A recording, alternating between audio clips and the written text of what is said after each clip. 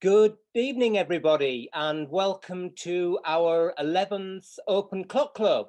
And as always, I think it's become a tradition now for you through the live chat, which is the lifeblood of this event, to exchange a few words about where you're from, because we've got some new people here tonight. So extra special welcome to those people. This is ostensibly a free to attend, open to all event for beginners, and particularly people who have bought our book. So people who have bought the book this week, thank you. That's what is keeping the lights on here. Speaking of the lights being on, we've had a few internet bandwidth problems. So we're keeping everything crossed that we're going to be okay. So we'll go through the usual housekeeping in a couple of minutes. But our super exciting news this week is we've got our first guest speaker, yay, Dale Sardison, who's a conservator based in the south of England. And Dale has recently worked on A Clock by Vulamy with a half deadbeat escapement. Now, many of you will have heard of the anchor recoil escapement. Many of you will have heard of the deadbeat escapement, but I guess the half deadbeat, and no, it's not something we just made up for a laugh. It is actually a real thing. Is we thought you'd be interested to see it in case you come across one in your practice. It'll sort of be a bit of a warning as to what to do and what not to do. Anyway, because we're talking about escapements and Dale's done this project, we thought it would be fun for him to talk us through it. So big thank you to Dale. Dale will be joining us immediately after our first break, so about 10 past, quarter past or something like that. So housekeeping. Remember that these sessions are recorded and they go out on our YouTube channel as a part of the archive. I'm just actually trying to check that we're actually recording. I presume we are. So if you want to remain anonymous, then please keep your camera off. So are we all there, team? Yeah, we've got a thumbs up from the team that people are starting to work on the live chat. So keep that going. Now you might remember that last week we gave away 4 handmade Smith Enfield spanners, believe it or not. So I've been most of this week actually making them. Anyway, they're on their way now. So the 4 recipients of those spanners, you'll receive them. Now, we did say some time ago that the first week of the month would be Tool Week. But we decided to extend the escapement thing this week. So Tool Week is going to be next week, and we're going to get into files and filing. Now, we've had a question from one of our Facebook people about the pivot file. Now, I'm going to say something very controversial about the pivot file next week when we get into that, and hopefully put a video out, because making those spanners was actually a really cool process in terms of new making. So there's quite a lot of thinking there to do about the relationship between clock repair, which is what we're here for today, ostensibly, and craft in historic craft practice and new making as well.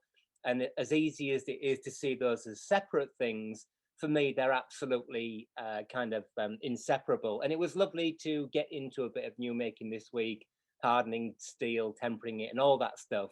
So I'm going to try and get those videos out early next week. So if you get a chance to look at them on our archive, that would be great. And then next Saturday, we will dive into slightly belated Tool Week. And we'll be talking about files. And as is, again, traditional on Tool Week, we'll try and find a giveaway. We'll do a prize draw. So the first thing I'm going to do is I'm going to recap on where we were last week. So beginners, apologies if we go racing off a little bit, but that's the nature of it. If we look at our, got this little model here, let's just go over to video. If we look at our Smith's Enfield escapement, in Don't worry about the orientation, by the way. In the Smith Enfield, it's kind of this way up, and in American clocks, we tend to see it this way up, but it's exactly the same thing. We're actually going to look at it like this today, if that isn't making you seasick. When components, like in a clock, dynamic components, there are broadly, I think it's easiest to split this into two broad areas of thinking. There are, like, if you like, the chassis of a car. I'm slightly reluctant to use car analogies, but all the material that holds the working bits in place. And then there are the working parts, the bearings, the bearing surfaces, and so on. And so wherever you have a bearing surface, of course, as the object is used, if that's what your will is, and it's most of our will to keep most clocks in working condition most of the time, let's say for argument, those bearing surfaces wear. Now, in the terms of the escapement, Frankie, please pass a bit of pegwood, pointy pegwood. In terms of the escapement, the wear takes place in the, just waiting for my pointy stick to arrive. In the bearings, there are pivots here on the end of the arbors. So for beginners, here we've got what we call a mobile, which is a wheel, a pinion, an arbor, and a reduced diameter, which is called the pivot. So where the pivots run in the plates of plain bearing, both the pivots and the plate wears. And that's the same for all mobiles in clocks, so nothing different here. But the question came up, what do you do about wear on these components here, where the escape wheel teeth touch on this piece of material, thanks Frankie, which is called the pallet face. Most of you who are into clock repair, if you can see it on here, a little bit on here, you can see that where the escape wheel tooth touches the pallet face is steel. Sometimes it's hardened, sometimes it's not hardened. You can see a little track here. Well, over time, that wear increases and increases and increases, in addition to the fact that the escape wheel diameter is also reducing because the tooth tips wear as well. Now, the most apparent wear is on the pallets, but remember you've got two pallets, and here I think you've got 44 escape wheel teeth or something. So what happens when that wear becomes so pronounced that the clock doesn't run anymore, or the escaping angle of the pendulum is so small that the clock becomes unreliable? Well, we haven't even gotten around to that yet. We will, either later this evening or the week after next. How do you reface? Before you get to that, I thought it was really important that we actually look at what the heck do these angles mean here, you know, because I read a lot about bending them in to kind of make up for the wear. And I know some of you will have done it and do it, and you think, well, it's absolutely fine, which it is. I'm not saying don't do that, but what I'm saying is figure out what those angles are and where they come from before you start bending, because that bending is cumulative, of course. So you might remove some wear from the pallets, bend them a little bit, get the clock, it goes off for 15, 20 years, comes back, the next person bends it a bit. Obviously, you can't do that forever. You know, it's a cumulative sort of change. And at one point, somebody is either going to fit a new pair of pallets, or, by the way, I know that I think in the States, they call the pallets the Verge in this case. Is that right in the live chat? So is this called the Verge, the pallet? We call them the pallets, entry pallet and exit pallet. So last week, we started talking about where the heck do those angles come from, because they're not zippy George and Jeffrey angles. They actually are generated through geometry. So before Dale does his bit, I'm just going to quickly recap with one of my crazy old drawings. And I'm not going to look at this escapement. You might remember last week, we talked about something called the square escapement. So I'll just do a quick drawing, then we'll have a little break and we will hand over to Dale.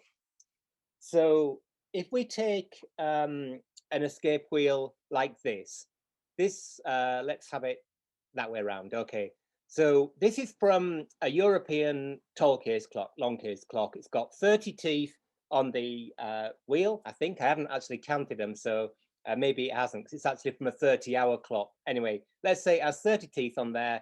We know from last week that each one of these teeth represents 2 ticks of the escapement. So this is a wheel that would, what number of Verge is also comes from where this is the Verge is also come. Yeah, somebody said in the live chat about Verge. The thing is, in Europe, if you talk about a Verge escapement, you mean something completely different from this, which is why I wanted to kind of clarify the kind of terminology there. So each one of these tooth gaps equals 2 ticks of the pendulum. In physics, what we call 1 oscillation. So this wheel, if it were a tall case clock, goes round once every minute, 60 seconds for 1 rotation. Let's just draw that out. So we've got the here, center of the wheel, and here, center of axis of rotation of our pallets. So those 2 dots are this point and this point. And on a kind of formal square escapement, if I can actually draw a square here, yeah. You may remember last week's slightly embarrassing mental maths failure, but we know that the angular space between each of these teeth, if it's got 30 teeth on them, 360 divided by 30 is 12 degrees. So we've got 6 degrees either side, like this. So we know that you can't get away from that. Whatever the number of teeth on your escape wheel, 360 divided by that divided by 2 equals the amount that the escape wheel rotates for every tick of the pendulum. That's, you're totally stuck with that. But the other angle is entirely up to you, the designer of the clock, if you're making a new clock, to decide. And that's the amount that the pendulum or the crutch or the pallets, because they're all connected effectively, rotates in order to go from 1 tick to the other. Now, let's just say, so if you go to the bottom of your pendulum, you see how much it is before it ticks. What I'm going to call escaping angle, this angle here, let's call that also 6 degrees for sake of argument. So that's 3 degrees either side of the point of rest, like if the clock wasn't ticking. You can see here, even with this really super ropey drawing, that, let's just change color.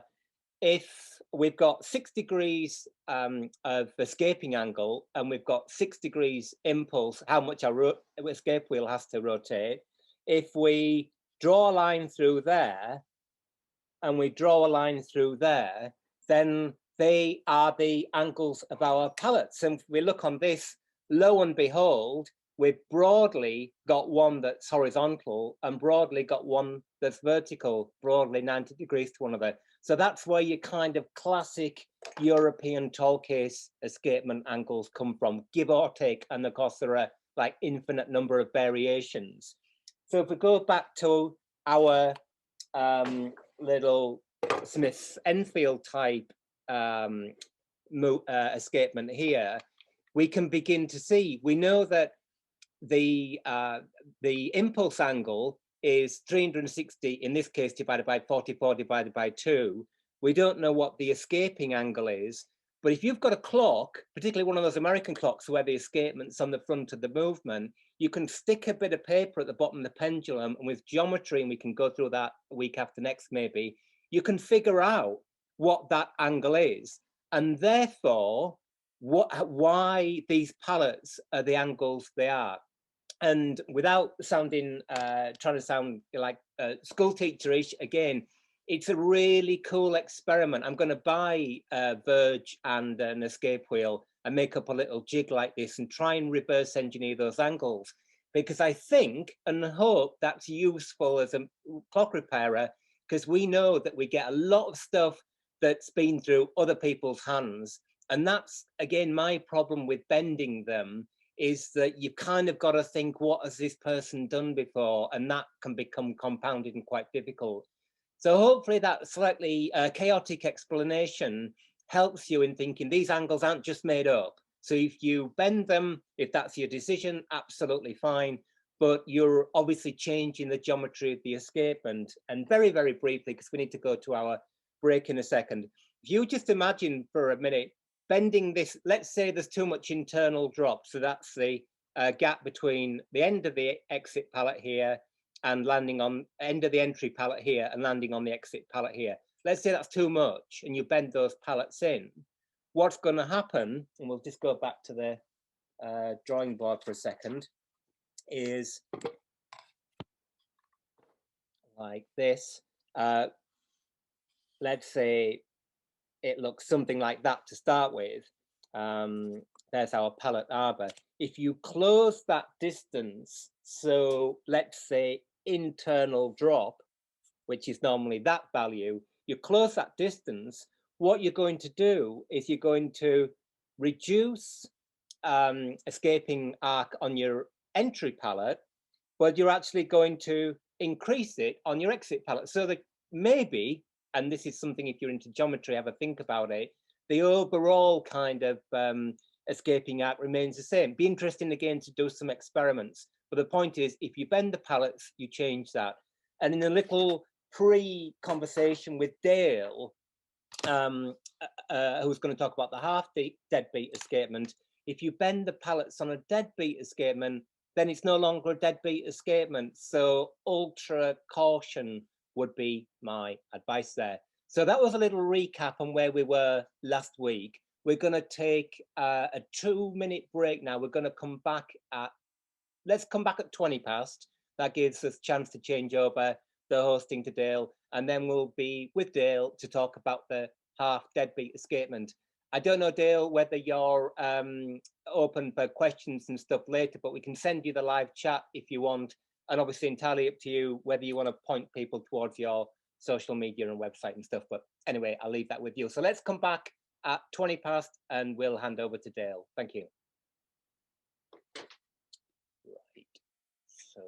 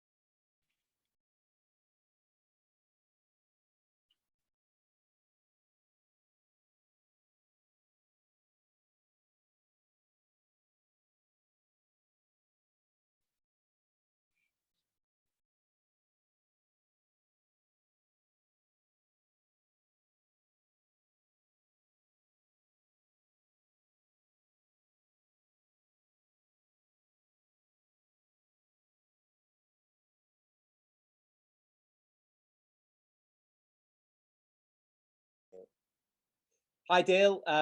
Over to you now. Somebody's actually asked, who is Dale? So if you don't mind, Dale, before you just kick off, if you would just give a bit of an introduction to who you are and where you're from. Over to you. Absolutely, yeah. So I am a former student of Matthew's, actually. In another life, Matthew was the head tutor of the clocks department at Westdean College of Arts and Conservation, which some of you in the UK and the USA might be familiar with. It's a conservation college, so they teach conservation in various object specialisms, books, metals, furniture, and clocks. And I studied there for 3 years. Started off on the foundation program because I was completely new to clock repair and clockmaking. And my first year was Matthew's last year in charge there. So I studied with him for a year, and then his associate tutor, Malcolm Archer, took over, and I studied under him for the next couple of years. So I did the foundation and then went on to do a MA in conservation, specialising in clocks. And that finished in 2019. And since then, I stayed in West Sussex, which is where Westdean is.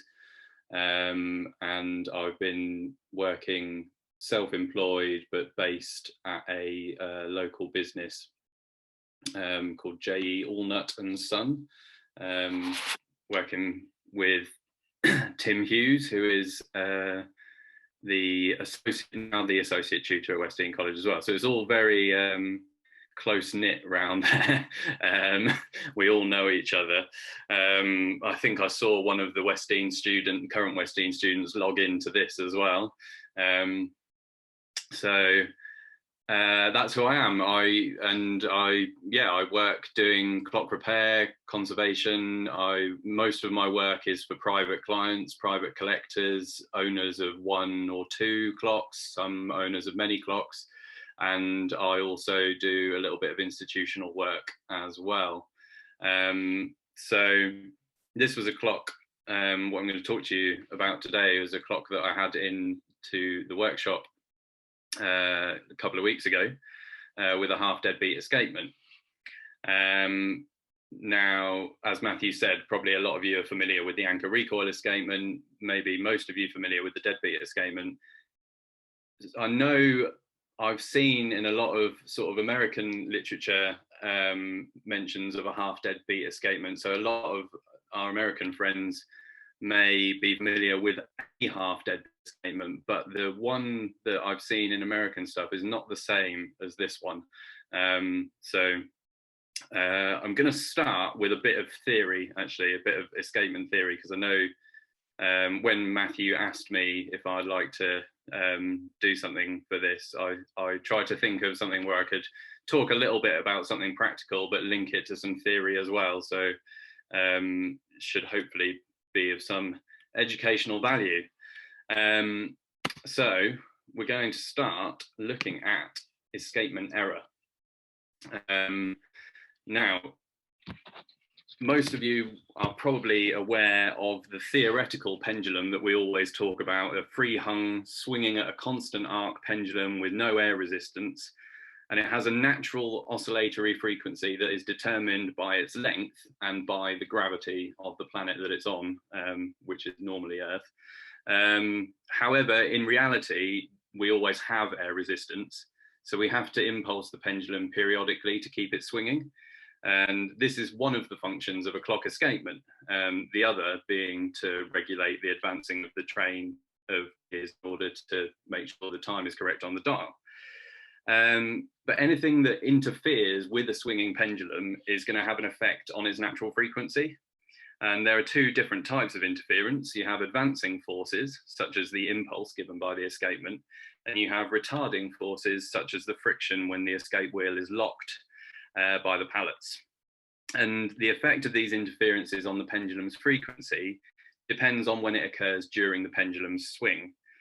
An advancing force which is delivered to the pendulum whilst it is descending will cause it to swing faster. But any advancing force delivered to the pendulum while it's ascending after the vertical position is going to cause it to swing slower. And the reason for this is the best way to think about it is to think about whether the forces are adding or subtracting to gravity, because gravity is always pulling the pendulum back towards its rest point. So that's what's illustrated on the slide here. Retarding forces have the opposite effect to advancing forces. So if you have any friction before the vertical position, that's going to cause the pendulum to swing slower. But any retarding force applied after the vertical position is going to be subtracting from gravity and is going to cause it to swing faster. Now, why does this matter? The one good thing about escapement error is that you can rate it in. As you know, most pendulums, they have a little rating nut on the bottom, or they have some other type of regulation, so you can alter the length of the escapement. Now, if your escapement is acting consistently, whatever your escapement error is, whether it's advancing the rate of the pendulum or slowing it down, is going to be consistent with every sort of movement of the escapement. So you can just alter the length of your pendulum slightly to make sure the clock keeps time. However, escapement error becomes a problem when you have inconsistent power supply to the escapement. Because then your escapement error is not always the same, and therefore it's impossible to rate it in a practicable way.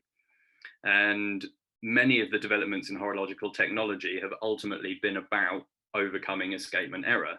The fusee and stop work were created to overcome inconsistencies in spring power. Remontoirs were designed to isolate the escapement from tooth form and frictional inconsistencies in the main gear train. And detached escapements with impulse delivered across the line of centers are designed to minimize and balance escapement error. So now let's talk about the escapement error of the escapement that you're all going to be familiar with, the anchor recoil escapement. The anchor recoil, it has a net gaining escapement error.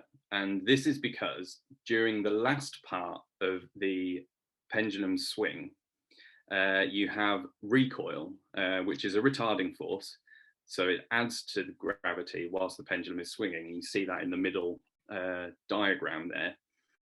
And then when the pendulum starts its return swing, as you can see in the end diagram, the geometry that causes the recoil is now delivering impulse, so adding to gravity while the pendulum is descending. And both of these two things are causing a gain in the pendulum's oscillatory frequency. Of course, you do get a little bit of impulse after the position of rest, which subtracts from gravity, but not enough to outbalance the combination of recoil on ascent and then impulse during the return swing. The deadbeat escapement, on the other hand, it has a net losing escapement error. And I hope that for those of you who are not completely familiar with this escapement, the little animation there will give you an idea. As you know, the anchor recoil escapement has a single face on each pallet, which acts as locking and recoil and then impulse on the return swing. On a deadbeat, you have a locking face and an impulse face on each pallet. And when the escape wheel is locked, there's no recoil. And that's because the curve of the locking face is struck to ensure that as the pendulum swings and the pallets move, they're not pushing the escape wheel backwards or forwards. And then when the teeth come off the locking face, they go on to an impulse face, and that's when the push is given to the pendulum in order to keep it swinging.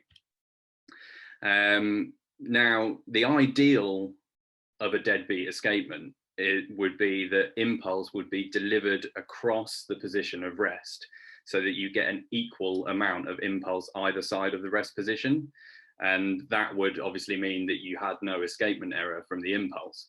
But in practicality, it's impossible to do that because you have to have a little bit of dead surface to ensure that there is some safe lock.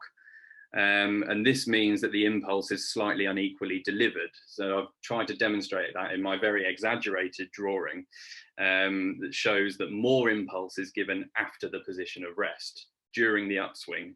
So subtracting from gravity, causing an overall losing error.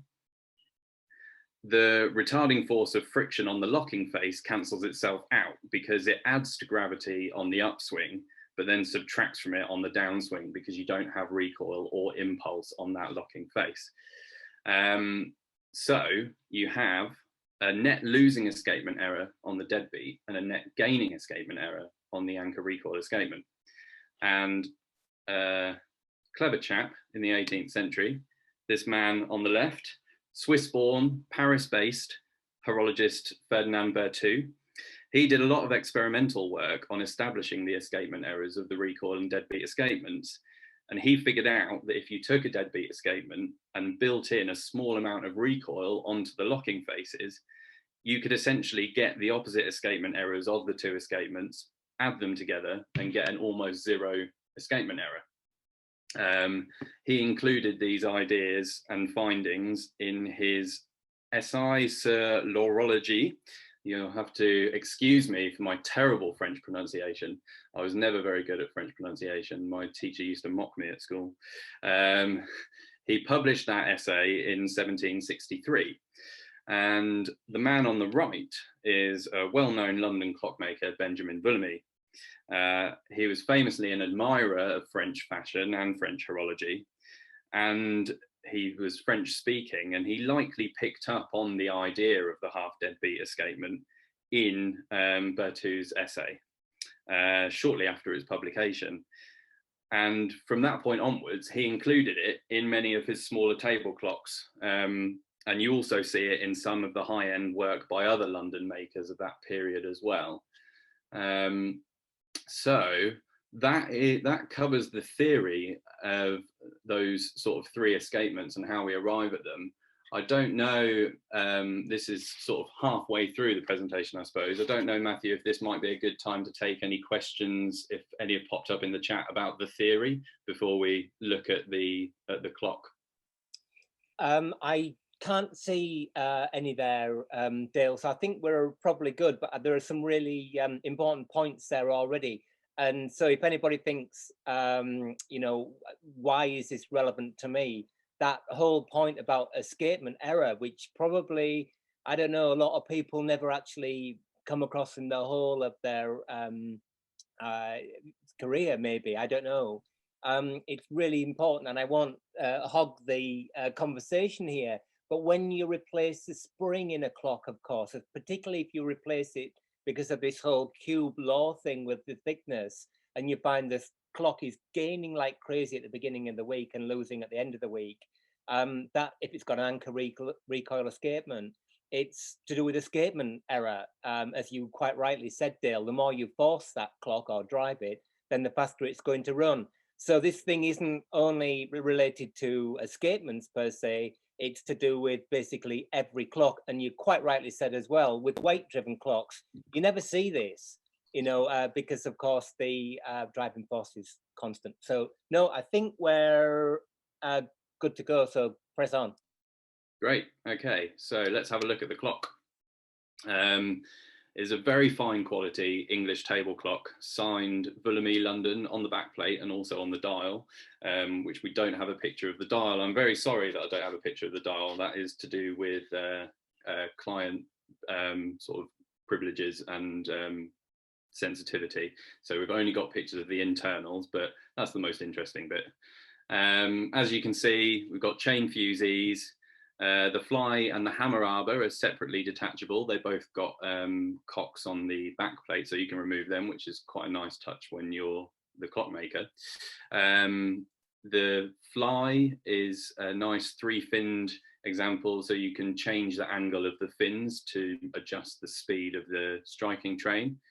It's got a pull repeat, star wheel and jumper, but instead of a jumper, we've got a roller to reduce the friction, and a nice pierced snail as well, which is, in my opinion, sort of a little bit over the top in sort of fine quality. The point of piercing the snail is to balance it so that the bigger side doesn't outweigh the other side, because you're sort of locked in place by the roller it doesn't really make that much of a difference generally. But what you do sometimes see in clocks with a star wheel jumper is if they are moved around, as table clocks were often designed to be, if you put them down with a bit of a thud, sometimes the weight of the snail can cause it to trip itself round.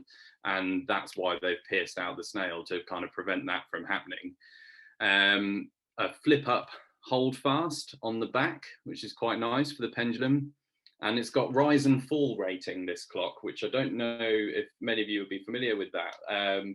But instead of having a rating nut on the bottom of the pendulum, the pendulum is suspended above the back cock, and the suspension spring goes through the back cock, and the rise and fall allows you to just slightly change the height that the pendulum is hung from, which moves its position in the back cock, thereby effectively altering its length. So it does exactly the same job as a rating nut, it's just a bit fancier.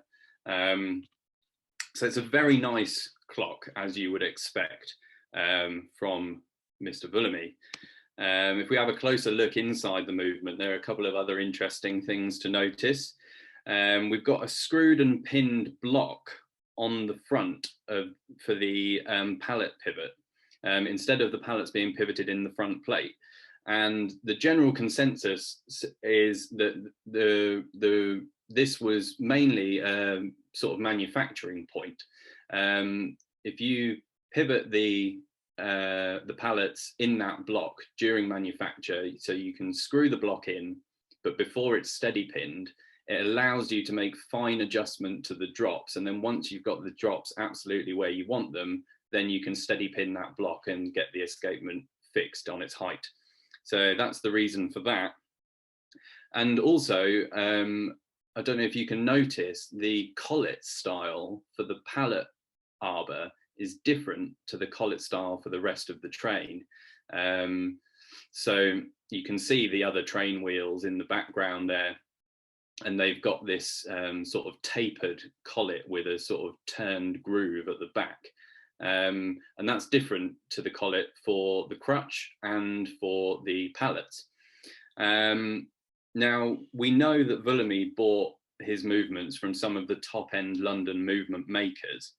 And so I wonder if it's possible that the movement was made in a sort of stock form, because the size of this movement and the quality of it and everything it's got going on, it could easily form the basis of a carriage clock or a movement with a different type of escapement. And then perhaps the escapement was fitted later, perhaps in Vulamy's workshop, or perhaps by the movement makers once a customer specification was received. Don't know for sure. That is just speculation, but I've spoken to a couple of colleagues, and that's what everybody sort of thinks is probably the reason for those differing collet styles. So let's have a look at the escapement, or the pallets as they arrived in the workshop. Now, immediately they look a bit weird. The pallets look unbalanced. The exit pallet on the right is much smaller than the entry pallet. Now, that's not always an indicator that something is wrong, as some pallets do look quite bizarre from manufacture, especially the really early ones. They have all kinds of crazy proportions and sizes. But in this instance, there's some more giveaways as well that there's an issue. If you look at the internal corner of the entry pallet, you've got a really nice, crisp, sharp corner, which is what you would generally expect from fine clockmaking. But if you look at the internal corner of the exit pallet, it's not sharp and crisp. The locking face has been filed down, and that's why you've got this kind of higgledy step up in that corner. It's where someone's not been able to get their file right into the corner. And we can look at it from underneath, and you can see quite clearly the step there. You can also see some deep grooves in the pallet frame, where somebody's obviously slipped with a file whilst they've been doing that. That's not all. If we look at the entry pallet, so that's the one at the top closest to you in this image, there is a face, a slip on the impulse face. Now, I know you didn't quite get onto refacing pallets last week, but often in an anchor recoil escapement, a common repair when you've got wear is to build the the face of the pallet back by putting a slip of hardened spring steel or gauge plate, if that kind of thickness is required to bring the pallet back. It's a perfectly appropriate common repair on an anchor recoil escapement. On a deadbeat or half deadbeat type escapement, it's not a good repair to do on a single face, because you've got the locking face and the impulse face on each pallet. So if you just put a slip on the impulse face, at that corner where the tooth drops off the locking face onto the impulse face, you've got a seam of soft solder, which is not hardened, it's not polished, it is what it is, it's soft solder.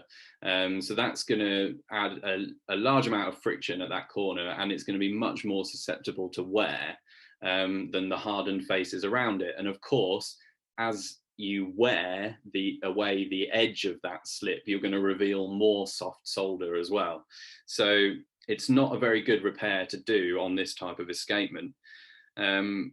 Unfortunately, I don't have a picture of the crutch, which was also cranked way over to one side, which, if you ever see that, it indicates either that the clock has been sat on a hill, or that the escapement geometry has been shifted and the crutch has had to be cranked all the way over to get it in beat. So what we surmised is that someone first filed away the locking face of the exit pallet, probably to get rid of some wear. So there was probably a groove of wear. So they filed it away and tried to polish it back up.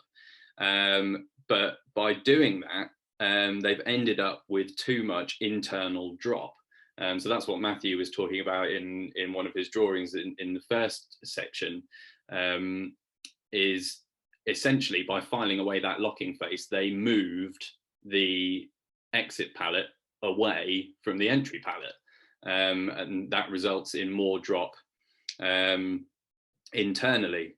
So probably what they then did was then put the slip on the entry pallet, on the impulse face, to essentially lengthen that pallet to try and bring the internal drop back down again. Now, despite all of this, there was still a large amount of drop on the escapement when it came into the workshop.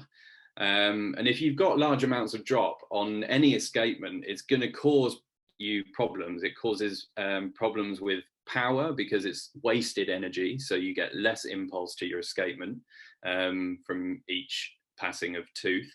It causes more wear because the escape wheel has more momentum each time it impacts the pallet, and that steals your amplitude and cause your clock to be unreliable. So in order to get this escapement working properly, what I figured I needed to do was to build the exit pallet back up to where I thought it should have been. So there's a certain amount of conjecture and trial and error involved in that, because it's hard to know exactly how much material has been removed. And this is the other really important point that Matthew was making, is if you change something about an escapement and it then doesn't work properly, either you or the next person that's got to fix it, they've no record of what it was supposed to be, how it was originally. And this is the sort of issue I had with this, was it was all a little bit conjecture, and I was never going to know until I'd done my repair whether or not it was going to work, because we couldn't know for sure what the pallets looked like before the material had been removed. So the first thing that I did was to remove the slip from the entry pallet, and you can see that in the picture on the left there. Underneath where the slip was, the old impulse face was really scarred up, which you expect when something's been soft soldered, because it's, you need a rough surface to key the soft solder. So I knew that was going to happen. So the first thing I had to do was to polish that impulse face back up, which was done very sort of minimally, trying not to remove any more material than was absolutely necessary to get the surface bright. Now, obviously, that means that there's a certain amount of compromise in this repair, because material's been lost, and there was no way to completely get it back. But you know, if I get this face to where it should be, that gives me a datum to then rebuild the exit pallet to get the escapement working properly.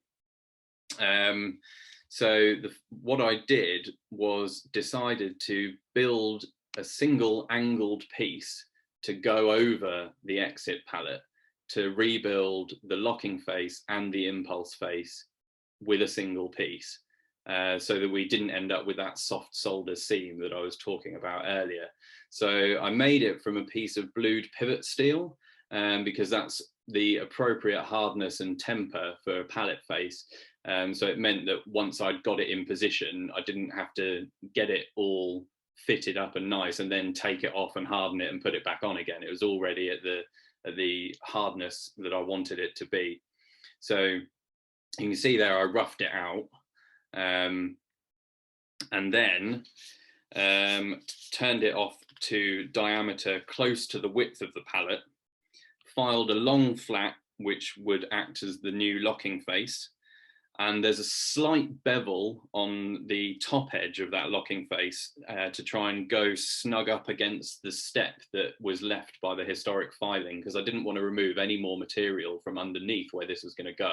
I just wanted to attach it so that it was retreatable or removable, which are the terms that we often use in conservation, for where if we want to go back to how it was before I've done what I've done, all I need to do is remove it.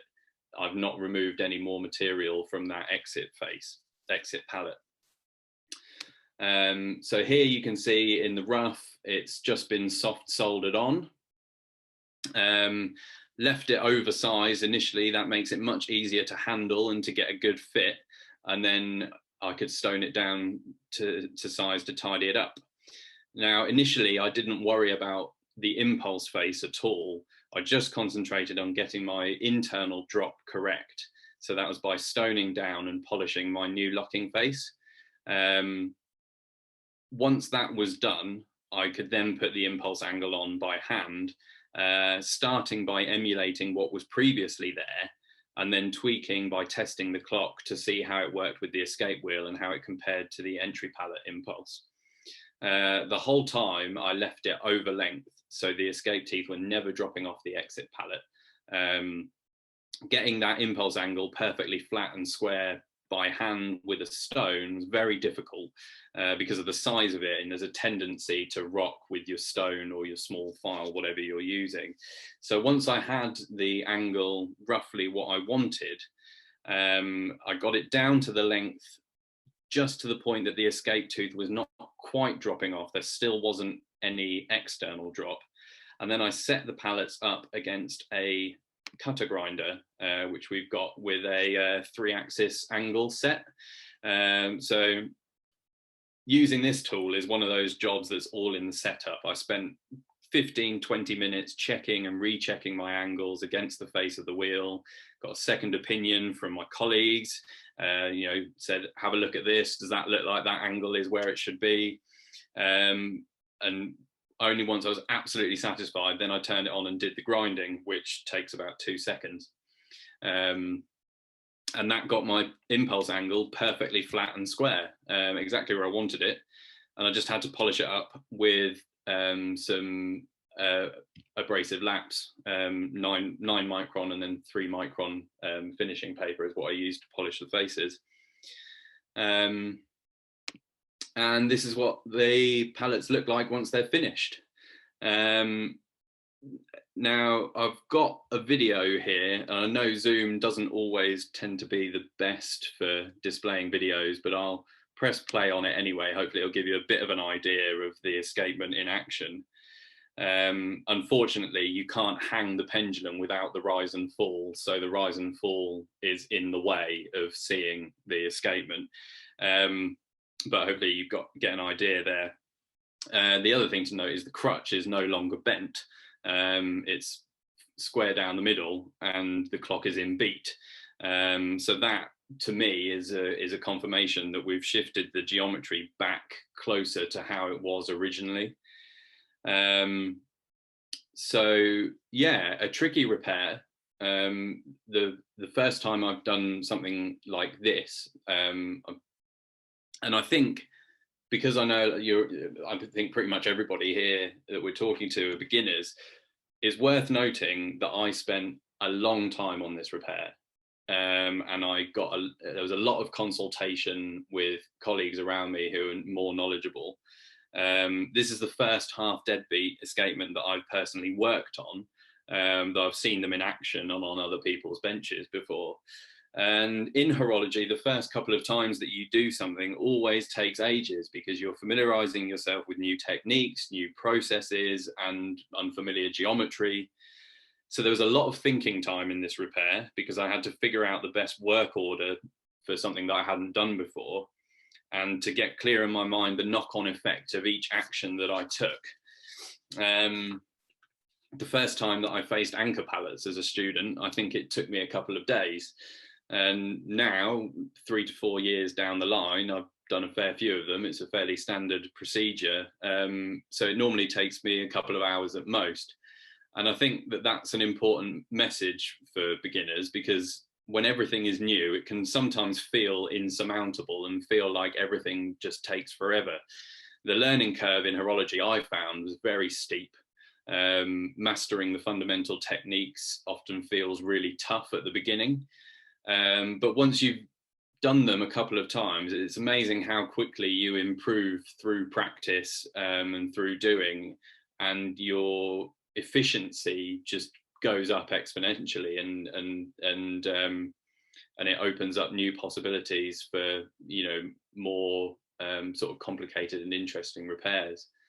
So yeah, that is that. Thanks for having me, Matthew. I hope that that was useful for everybody. I don't know if any questions have popped up. I'm happy to field any questions. If Dale, may I ask a question? Yeah, of course. Well, two questions, of course. One, is there something that if you were to see one of these escapements again, you would say, I'll tackle it slightly differently? And secondly, I'm a big fan of doing a drawing first. Were you tempted to kind of draw it out in some way, or did you just kind of dive in? I did think about doing a drawing. I didn't in this case, partially because the escapement was so small, and basically it would have been nigh on impossible for me to get reliable measurements of the impulse angles and sizes of the impulse faces on the escapement. But yeah, I did give consideration to do a drawing, but in this instance, I thought that basically it wasn't going to get me anywhere. Also partially because I knew the geometry had been modified. In terms of whether or not I'd do anything differently, I'm not sure that I would do anything differently. I was quite happy with my work order and the process on this. I think what would be different if I had to do the same repair again is that I would know the work order to do things, and it would happen. You know, it would happen a lot quicker. But yeah, this escapement is, it's worth noting, it's a commonly misunderstood escapement. Quite often the escape wheel looks like a backwards escape wheel. It looks like someone's stuck an anchor wheel on back to front, and people sometimes see that and assume that somebody's done a bad repair in the past and flipped the wheel, or because it looks like a deadbeat escapement but it's got recoil, people think, oh, someone's butchered a deadbeat escapement and they've given it recoil where it shouldn't have, or they think someone's butchered a recoil escapement and given it a separate face where it shouldn't have. It's a commonly misunderstood escapement. So I think an important lesson is, you know, I was fortunate in that I've got a supportive network around me. It was something that I'd seen before. I was aware that it was quite common on Vulami's work in particular. So I, not going in sort of mob-handed and blind is a good lesson, I think. You know, not as it can sometimes be a temptation. We get a bit sort of glib and blasé because you sometimes see a lot of bad repairs. It can be a temptation to look at something and just write it off as a bad repair, when actually it's not. You know, there's a reason that it is doing what it's doing. In this instance, it was a bad repair. We could see the signs that it wasn't how it was supposed to be. But with a half deadbeat escapement, I think it's important to recognise that is sometimes the case. What is a recoil escapement auto beat? Oh yeah, somebody asks how much kind of final fiddling was there to filing and adjusting to get it to your calculations. I suppose my version of that question is, how long did this thing take? And we're probably going to run out of time today. But also, because these pallets were screwed on, was it part of your kind of, a big part of conservation is looking at as many options as you can? Did you think, I'll just make a new pair of pallets to a new design and keep these with the clock? Did that cross your mind at all? It did, yeah. I did think about that. I sort of, I thought, well, I could just draw out the escapement and draw it as it should be and then make a new set of pallets. But I felt like in this instance, the removal of material that I've done was absolutely minimal. All it was polishing that impulse face on the entry pallet. Everything else was just adding new material, which was soft soldered on and can be taken off again. So I felt like it was, whilst nothing is ever truly reversible, it was at least a removable repair, which kept the original pallets functioning in the clock rather than putting new pallets in. And the other thing I think is an important, just on that point of making new pallets, because this is something that we quite often discuss in conservation. In a museum environment, you can often think, well, that would be the best thing to do, because it means that you can absolutely not touch what's there. You don't change anything about what's on the clock.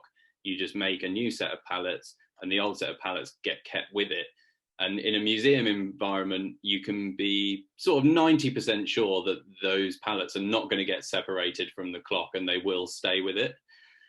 But in a private environment, when you're working for someone who's a collector, or not even a collector, someone who's just got a couple of clocks, if you give them back a thing and say, here's the old pallets that I've taken off and here are the new pallets to get it functioning properly, you've got absolutely no sort of guarantee that those pallets are going to stay with that clock, and people move or they die and the children inherit it and they go, why on earth is this with this? It's not doing anything, and they chuck it out. And then of course it is completely lost forever. Whereas I feel like in instances like this, where you can do it with minimal removal of material, it's better to keep the original pallets with the clock. And in terms of the question of final fiddling, there was a lot of final fiddling. Because it's a case, because I wanted to keep the drops absolutely minimal. So you have to just go a little bit at a time, because if you go too far, it's too late. And then if you've gone too far, I would have had to start the whole process all over again. So it would have taken twice as long as it would from just spending a little bit longer overdoing it. Cool. Thank you, Dale. That timing is absolutely perfect. We have run out of time. But what we've started doing now is we'll just leave the chat. I don't know whether, Dale, you can see the chat there. If I stop sharing my screen, I think I can get it open.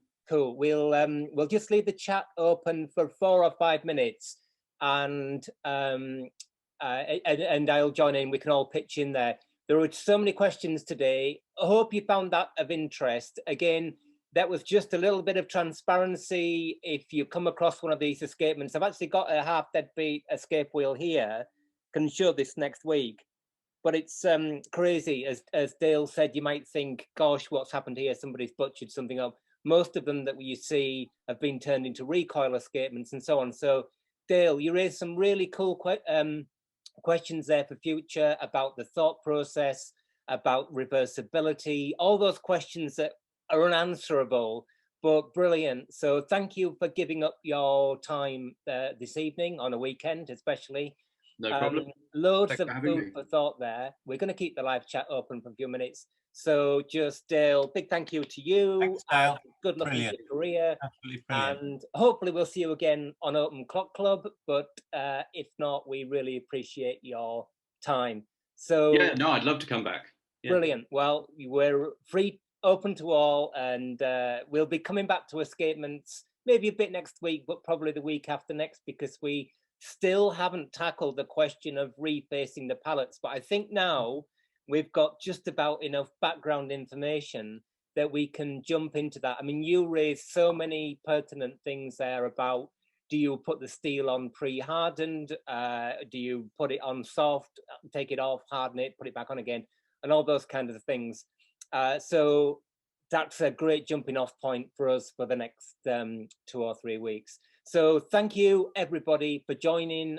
Don't forget, we're on Facebook, we're on YouTube, and we'll be here again next Saturday. We've got Storm Darcy at the moment, so you know, unless Storm Darcy wipes us out, we'll be back next Saturday, and we will see you then. Thank you very much, and especially thank you, Dale. Brilliant work.